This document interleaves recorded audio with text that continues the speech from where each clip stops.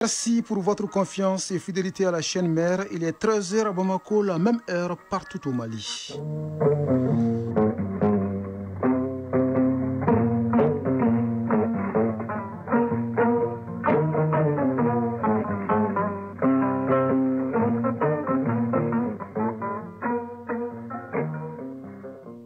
Le journal Bourama Traoré. Mesdames et messieurs, bonjour et bienvenue dans la deuxième édition de Mali Actualité, les titres. Le Mali précise sa ligne de défense dans la guerre médiatique. Une parole claire, crédible et unie. Le ministre en charge de la communication rencontre les spécialistes. La monétique au cœur du tout premier salon national ouvert hier à Bamako. Comment sécuriser les paiements électroniques et faire face aux enjeux et défis dans l'espace du 8 mois. Les acteurs du secteur engagent la réflexion. La Turquie émet des mandats d'arrêt contre 37 hauts responsables politiques et militaires israéliens dont le Premier ministre Benjamin Netanyahu. La justice turque les accuse de génocide et de crimes contre l'humanité. La capitale iranienne pourrait être évacuée s'il ne pleut pas d'ici à la fin de l'année. Tous les 4 barrages qui fournissent Téhéran en eau potable sont pratiquement vides. Le président Massoud Pezeshkian lance un cri de cœur. Le président brésilien appelle à la fin de la dépendance aux énergies fossiles. Selon lui, la Terre ne peut plus supporter le modèle de développement fondé sur l'utilisation intensive des énergies fossiles. Une déclaration en amont à la COP 30 qui s'ouvre le lundi prochain à Belém. Le Mali affronte ce samedi l'Autriche au compte de la deuxième journée des matchs de groupe de la Coupe du Monde des moins de 17 ans. Les sélections nationales des Aigles dévoilent la liste des joueurs retenus pour le match amical contre la Jordanie prévu le 18 novembre prochain. C'est un archéologue qui est choisi comme parrain du mois de novembre dans le cadre de l'année de la culture. Il s'appelle Samuel Sidibé qui a dirigé le musée national pendant 30 ans. Clin d'œil à l'actuel directeur du parc national en fin d'édition. Et c'est tout pour les titres. Mobilisation générale pour une communication gouvernementale saine et bien coordonnée, mais aussi pour gagner la guerre informationnelle. Le Centre d'information gouvernementale du Mali réunit les chargés de communication des départements ministériels et ceux de la présidence pour préciser la ligne de défense de l'État dans cette guerre médiatique, à savoir une parole claire, crédible et unie, de tout soutenir par la discipline et la cohérence. Arédou Matina y était pour Mali Actualité. Au regard du contexte actuel caractérisé par la guerre informationnelle, il est plus que jamais nécessaire de renforcer la communication publique.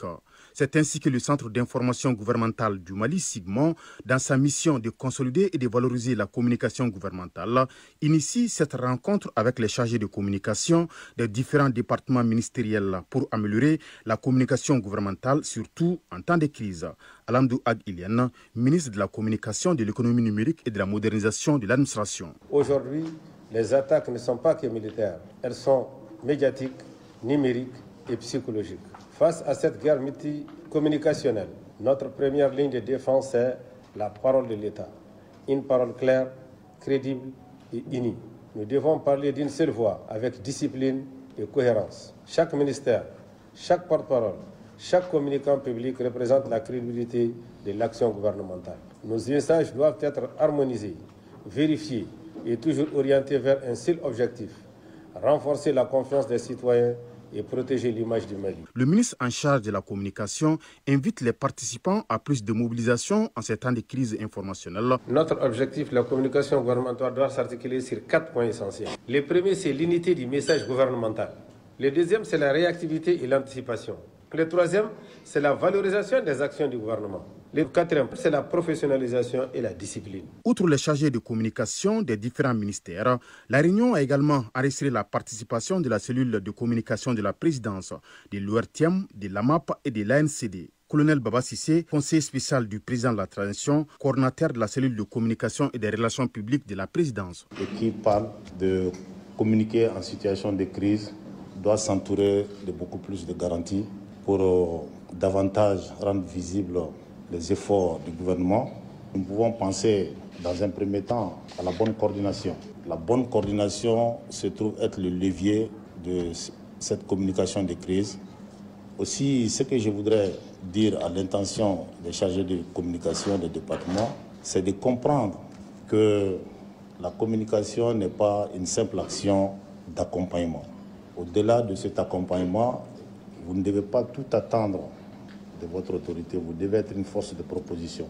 Concernant la question que faut-il faire pour relever le défi communicationnel, qui est un levier stratégique de stabilité, les participants ont fait des propositions concrètes à qui des droits, y compris le SIGMON, qui est en train de mettre en place plusieurs initiatives, notamment l'élaboration d'une charte pour valoriser et renforcer la communication gouvernementale.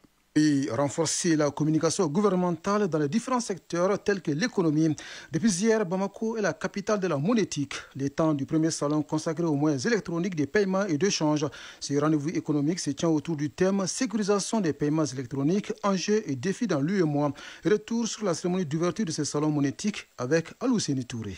Ce premier salon consacré à la monétique au Mali est l'occasion pour les professionnels du secteur d'échanger sur les préoccupations mais aussi les opportunités qui recèlent le domaine de la monétique, qui est un moyen de paiement et d'échange électronique utilisé dans le monde entier. Sans être parmi les pays les plus distingués, le Mali n'en demeure pas moins un utilisateur assidu de ces moyens de paiement électronique. Papa Isaïe Keita, directeur général de JIM UEMOA. La monétique n'est plus un simple outil technique. Elle est aujourd'hui un levier stratégique pour l'inclusion financière, la transparence des transactions, la compétitivité de notre économie. Aujourd'hui, grâce aux réformes engagées par la BCEAO et au soutien du JIM UEMOA, l'espace UEMOA est sur le point de réussir l'un des défis majeurs de la finance numérique, l'interopérabilité des systèmes de paiement. La monétique reste une opportunité pour nos économies et la sécurité des moyens de paiement sont corollaires. Sidibé Aïssata Kone, présidente de l'APBF. La digitalisation des services financiers dans l'UEMOA progresse à un rythme remarquable. Les cartes bancaires, les applications mobiles, les paiements en ligne, l'interopérabilité ouvrent des opportunités inédites pour l'inclusion financière et le développement économique de notre région. Mais cette avancée s'accompagne d'un défi majeur, garantir la sécurité des transactions, protéger les données et maintenir la confiance des usagers. Sans sécurité, il n'y a pas de confiance et sans confiance, il n'y a pas d'adoption durable. Ce premier salon monétique va faciliter l'avènement d'un environnement digital sécurisé permettant à notre pays de favoriser une amélioration significative du climat des affaires. Le gouvernement malien ambitionne de faire de notre pays un acteur majeur de l'écosystème monétique régional. Alousseni Sanou, ministre de l'économie et des finances. La transformation numérique du secteur financier n'est plus une option. Elle constitue aujourd'hui une nécessité économique sociale. Dans un contexte international marqué par l'évolution rapide des technologies en matière de paiement, le Mali se doit de consolider son positionnement en favorisant la digitalisation des services financiers, la sécurisation et la transparence des transactions, l'inclusion financière durable et l'efficacité des systèmes de paiement. La monétique représente sans aucun doute un levier important de soutien à la croissance économique, à l'innovation financière et à l'accès équitable des populations aux services financiers. Plusieurs stands représentant différents acteurs exposent leur savoir-faire et montrent aux visiteurs les opportunités offertes au secteur de la monétique au Mali et dans la sous-région. Hors du Mali, au Soudan, aucun signe de désescalade après l'annonce jeudi par les forces de soutien rapide de leur accord pour une trêve humanitaire de 3 mois. L'ONU a mis en garde hier contre des préparatifs en vue d'une intensification des hostilités, à l'image d'une vague d'attaques de drones qui a visé le même jour plusieurs villes du pays.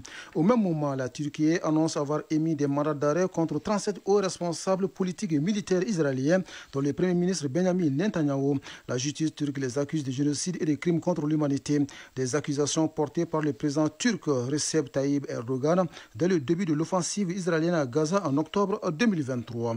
En attendant de mettre la main sur ces responsables israéliens, la capitale iranienne pourrait être évacuée s'il ne pleut pas d'ici à la fin de l'année, a averti hier le président Massoud Pezeshkian dans un discours télévisé. Tous les 4 barrages qui fournissent Téhéran en eau potable sont pratiquement vides. S'il ne pleut pas, nous allons devoir rationner l'eau à Téhéran entre fin novembre et début décembre, selon le président iranien. La situation devient chaque jour plus dramatique pour la capitale et ses 14 millions d'habitants. En revanche, la Hongrie annonce avoir obtenu de l'administration Trump une exemption des sanctions liées au pétrole russe. Cette exemption aurait été accordée au cours d'une rencontre avec le Premier ministre Viktor Orban, dont le président américain Donald Trump a loué sa politique anti-immigration. Nous sommes reconnaissants de cette décision qui garantit la sécurité énergétique de la Hongrie, a écrit sur son compte X le ministre hongrois des Affaires étrangères. Autre décision américaine, c'est celle celle du retrait du président syrien par intérim Ahmed al-Shara de la liste noire des personnalités considérées comme terroristes. Une décision symbolique à quelques jours de sa visite historique à la Maison-Blanche. Cette démarche était attendue au lendemain de la levée par le Conseil de sécurité de l'ONU des sanctions contre les dirigeants syriens sur impulsion de Washington. Washington qui ne participera pas à la COP 30 qui s'ouvre le lundi prochain à Belém au Brésil. En prélude à cette conférence sur le climat, le président brésilien appelle à la fin de la dépendance aux énergies fossiles. La Terre ne peut plus supporter le modèle de développement fondé sur l'utilisation intensive des énergies fossiles qui a prévalu ces 200 dernières années, a déclaré hier Lula da Silva lors d'une session plénière sur la transition énergétique. Retour ici au Mali et sachez que les élèves reprennent lundi le chemin de l'école après 2 semaines de suspension dues à la pénurie de carburant. Certains d'entre eux de la commune urbaine de Kati vont retrouver de nouvelles salles de classe construites par les autorités locales. La réalisation de ces infrastructures scolaires permet d'améliorer le confort et la qualité de l'apprentissage.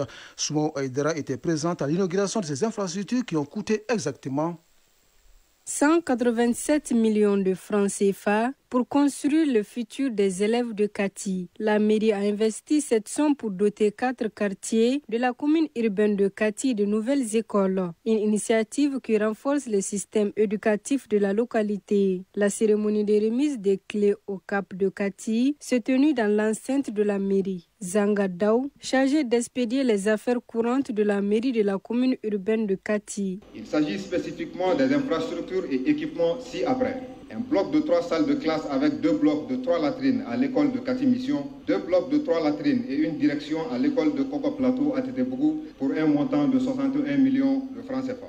Un bloc de 3 salles de classe avec un bloc de 3 latrines à l'école de Eremakono et l'intégration de 4 toilettes dans 4 bureaux à la mairie de la commune urbaine de Kati pour un montant de 47 500 000.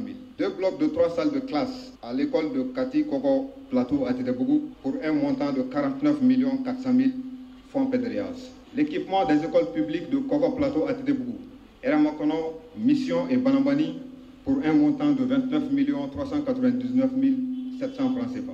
Ousmane Traoré, directeur du CAP de Kati. Votre action renforce non seulement la capacité d'accueil de nos établissements, mais aussi la motivation de nos enseignants et le confort de nos élèves qui constituent l'avenir de cette commune. Cette réalisation de la mairie apporte une réponse aux besoins d'infrastructures scolaires. Elle offre également aux élèves un environnement d'apprentissage plus adapté. Aruna Diara, préfet du cercle de Kati. Ces infrastructures vont améliorer la qualité de l'enseignement en assurant une certaine commodité dans les salles de classe et désengorger les effectifs pléthoriques que connaissent la plupart de nos écoles. La première vocation d'une collectivité territoriale, c'est de promouvoir le développement local. Avec ces nouvelles écoles plus proches des apprenants, le droit à l'éducation se concrétise dans le cercle de Kati. Elle renforce également la conviction des donateurs, comme quoi l'éducation reste le meilleur héritage que l'on puisse offrir à la jeunesse. Oui, une jeunesse bien éduquée et mobilisée pour le retour de la paix et de la stabilité au Mali. C'est dans le cadre de la recherche d'une solution à la crise sécuritaire que les jeunes du centre organisent en décembre prochain un forum à Badjangara. Les organisateurs de l'événement étaient face à la presse pour expliquer les motivations, préciser les objectifs et appeler à la mobilisation. En ligne de Badjangara, une correspondance de Agibou Koulibaly. Dans la salle de délibération de la mairie de Badjangara, l'atmosphère était à la fois studieuse et pleine d'espoir. Les jeunes du forum centre venus des différents quartiers de Badjangara ont exprimé leur volonté d'être partie prenante du processus de paix et de reconstruction nationale. Moussa Tembili, deuxième adjoint au maire de la commune urbaine de Badjangara. Cette jeunesse, c'est elle l'avenir. Cette jeunesse, c'est à partir d'elle et à partir de vous, de vos épaules, que cette jeunesse va prendre les décollages nécessaires pour l'épanouissement, pour le développement, pour également la relève économique et booster l'économie et le développement. Le président du Forum des jeunes du centre a pour sa part appelé à une mobilisation générale des jeunes autour des valeurs de paix, de tolérance et de solidarité. Moussa Léo Tienta. Il s'agira en fait de mettre l'ensemble des jeunes du centre dans le cadre des solutions de prises au centre ici en ce qui concerne l'aspect sécuritaire, l'aspect humanitaire et l'aspect lié à la réconciliation. Il faudrait que ces jeunes-là puissent être engagés en avant dans les dessins d'accompagner et consolider les acquis de l'État au centre. Les activités menées sont diverses. D'abord, nous avons des formations sur différentes thématiques et également ce forum-là va prendre fin à travers une nuit culturelle pour pouvoir réellement promouvoir nos valeurs culturelles et sociales. Moussa Tembeli, représentant le préfet du cercle de Badiangara, a réaffirmé le soutien de l'État à toutes les initiatives citoyennes allant dans le sens de la stabilité et de la cohésion nationale. En donnant la parole à la jeunesse à cette conférence de presse, le Forum des jeunes du Centre 2, prévu du 7 au 9 décembre prochain, trace la voie d'un engagement collectif pour la paix et la stabilité. Bandiagara, Agibou Koulibaly et Mahamadou Sidibé pour l'ORTM.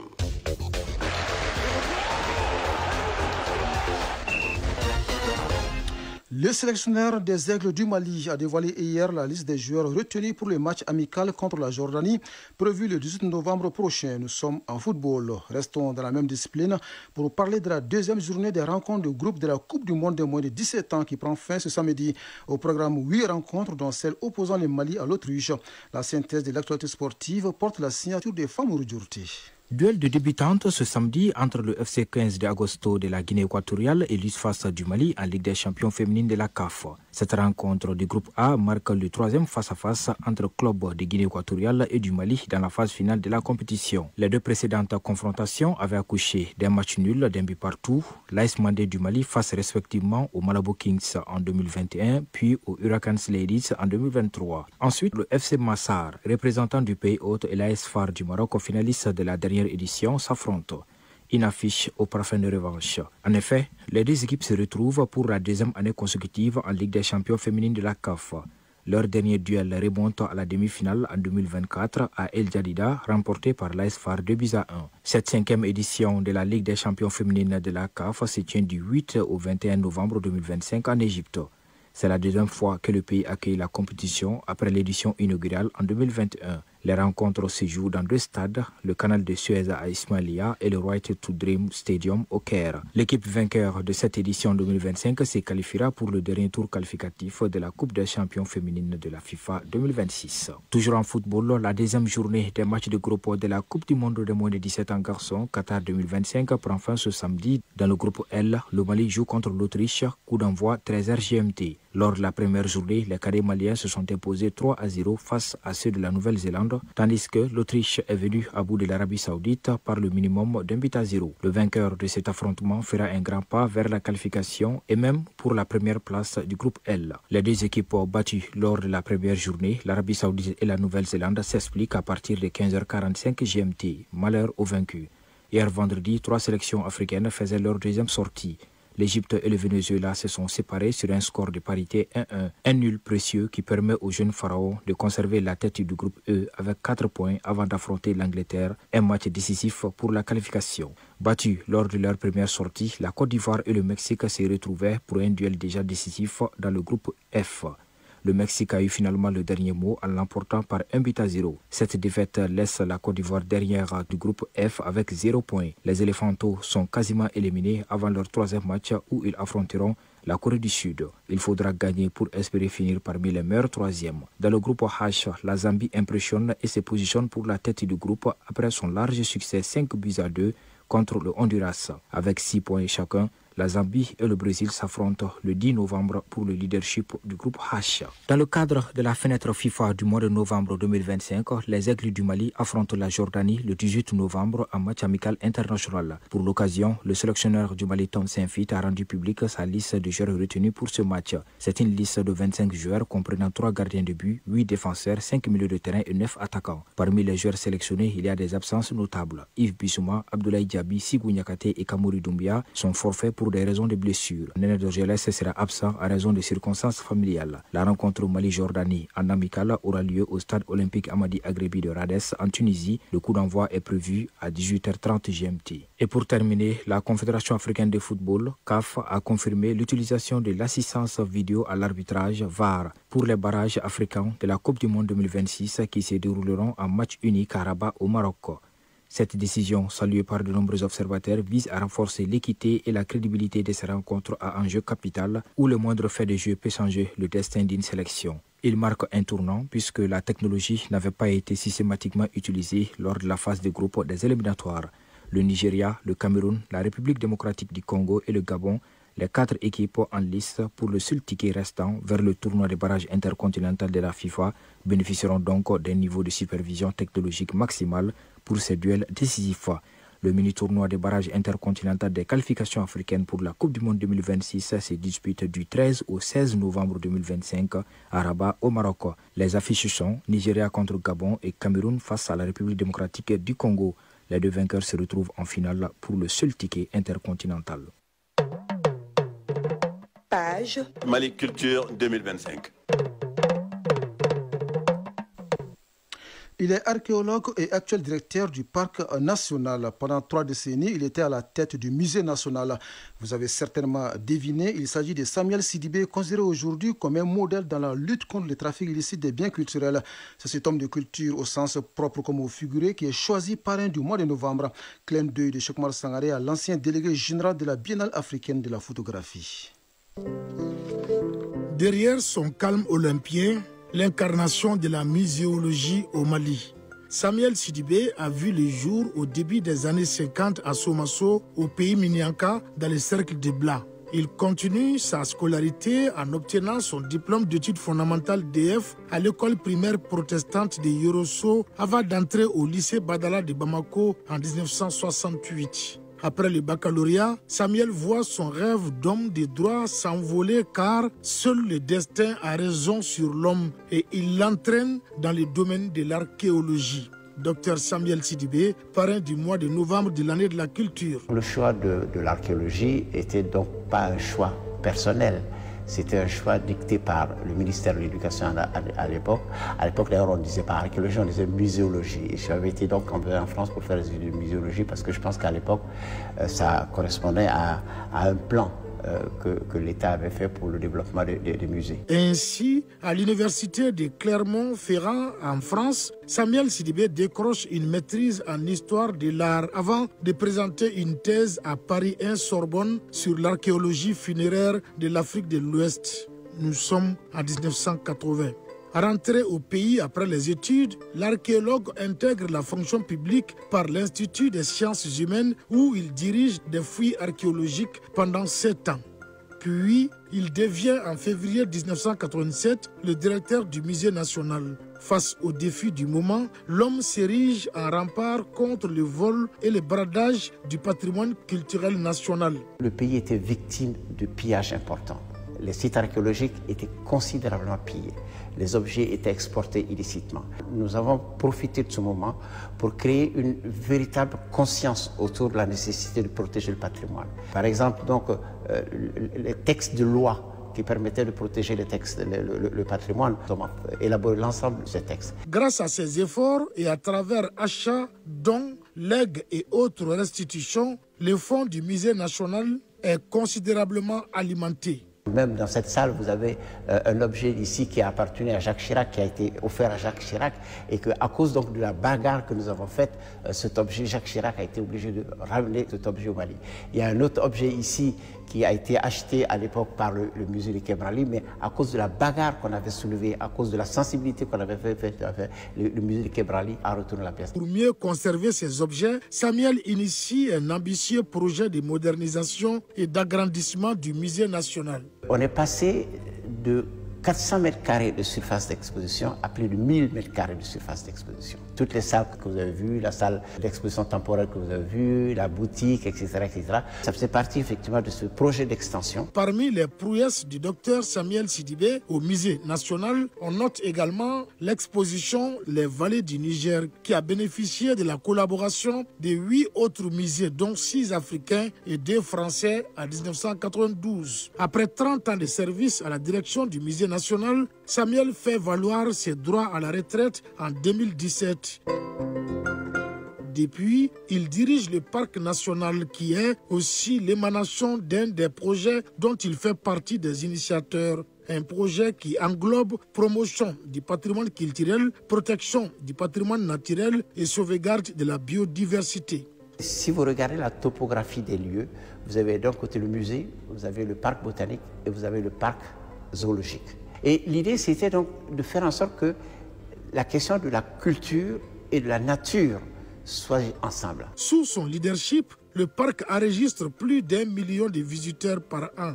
Samuel Sidibé, c'est de la constance au service de la culture. Ainsi, il fut délégué général de la Biennale africaine de la photographie ou les rencontres de Bamako de 2005 à 2017. Ces pionniers de la lutte contre le trafic illicite des biens matériels prônent à la fois conservatisme et contemporanéité dans la concrétisation du Mali Koura. Et je pense que le Mali Koura doit contribuer à mettre des valeurs en exergue. Notre passé, oui, il est important parce qu'il est porteur de valeurs, il est porteur de savoir, il est porteur de conscience.